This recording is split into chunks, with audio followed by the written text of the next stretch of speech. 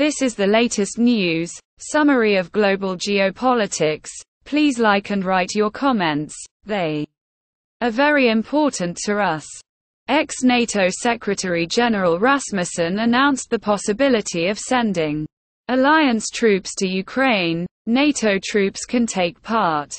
NATO troops can take a direct part in the conflict in Ukraine, former Secretary General of the alliance Anders Fogh Rasmussen said, in an interview with The Guardian. In his opinion, NATO countries may want to send troops to Ukraine, if the alliance member states, including the United States, do not provide Kiev with real security guarantees, at the Vilnius summit. At the same time, the ex-Secretary General said, if Kiev does not get anything in Vilnius, then the Baltic states and Poland can assemble a coalition of willing to send troops to Ukraine for assistance.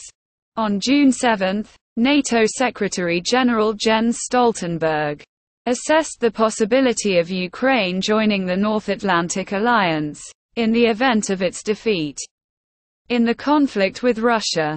At a forum in Brussels, he said that, with such a development of events, it would not make sense. Earlier, Stoltenberg said that, the countries of the North Atlantic Alliance, at the Vilnius summit will step up assistance to Kiev. According to him, the decisions that will be taken within the framework of the event will be significant, and will allow the forces of Ukraine to approach NATO standards.